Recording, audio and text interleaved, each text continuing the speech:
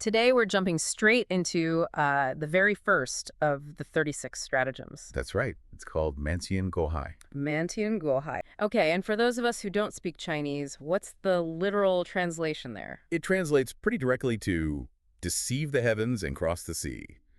Sounds quite grand, doesn't it? It really does. So what's the core idea behind deceiving heaven to cross a sea? Well, fundamentally, it's about pulling off a secret objective right out in the open. It works because, you know, thorough preparation or just sheer familiarity can make people complacent. Ah, so the heavens are like the everyday, the totally obvious situation? Exactly. The things you see all the time, the things that feel normal, people tend to lower their guard in those settings. Right. We stop paying close attention to what seems routine, and that's where the opportunity lies. Precisely. The secret isn't hidden outside the situation. It's hidden within it. That's the clever part. You use the open familiarity to conceal the crossing the sea, the hidden action or goal. Makes sense. And originally this was like a military thing. Oh, absolutely. It's a classic deception tactic. You put up a facade, make everything look normal, or maybe even make loud preparations for one thing. While you're actually doing something else entirely different somewhere else? Like moving troops secretly? Exactly that. Yeah. Create a distraction, a false sense of security, then achieve surprise. But today, it's kind of a metaphor for any really clever deception. Gotcha. Is there a story behind it? These stratagems usually have great origin stories. There is. A really good one, actually. It involves Emperor Taizong of the Tang Dynasty. He was campaigning against Goguryeo, which was an ancient Korean kingdom. Okay. So his forces had won a battle, but the enemy general had escaped by sea.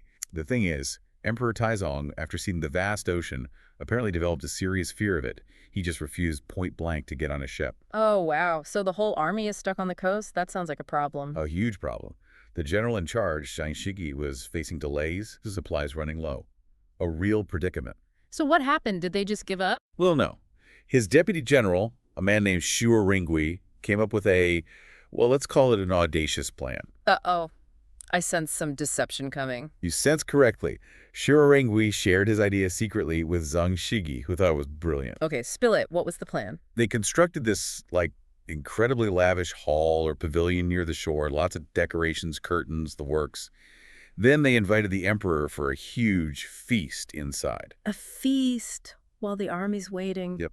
They plied him with food and wine, got him really comfortable, maybe a bit intoxicated, until he eventually fell asleep right there in the hall. Okay. And then, don't tell me. While he was fast asleep, totally unaware, they very carefully and quietly moved the entire structure, which was actually built on a large camouflage ship out to sea. No way. They put the sleeping emperor on a boat without him knowing. That's the story. He woke up later, probably expecting to still be in the fancy hall on land. And finds himself surrounded by water. How did he react? Apparently, he just sort of looked at his generals, maybe gave a wry smile, and acknowledged how cleverly they'd tricked him. He understood the stratagem. Wow. That's pretty bold. So the feast, the familiar hall, that was the heavens part. Exactly. The believable, comfortable reality that masked the big move, the crossing the sea. It shows how a convincing facade can hide your true objective. So it's not just literally about crossing oceans. It's about using any kind of normal appearance to hide something significant. Right. Masking troop movements, attack times, strategic shifts, anything where surprise is advantageous. Okay, that's a fantastic historical example. But how does this ancient idea, connect to life now for people listening who maybe haven't encountered this before? Oh, the principle is absolutely relevant. Think about, say, major changes in technology or software. How so? Well, sometimes a company rolls out a really significant update, but they do it gradually.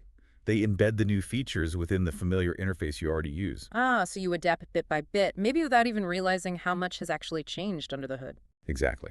The familiar interface is the heavens, masking the crossing the sea of a major technological shift. It's a sort of modern Pharaoh. It avoids shocking the user base. That's a great example. Or maybe in business strategy, launching something radically new. Yeah, you can market a disruptive new product as just, the next logical step or a simple upgrade from something people already know and trust. Using the brand's familiarity to downplay the novelty, maybe catch competitors off guard? Precisely. The established brand is the facade. It happens in social dynamics too, perhaps. Big shifts introduced slowly within existing structures. It really makes you think, doesn't it? Once you understand this idea of hiding in plain sight. You start seeing potential examples everywhere. Yeah. It encourages you to look a bit deeper than the surface. Right. To ask yourself, okay, this situation seems totally normal, completely straightforward. But is it? Could there be something else going on, hidden right out in the open? It's a good question to keep in mind. What apparent heavens in your world might be concealing a crossing of the sea? Sometimes the biggest changes are the ones disguised as business as usual. A great final thought. It definitely gives you a new lens for looking at the world. Thanks for unpacking that. My pleasure. It's a fascinating stratagem.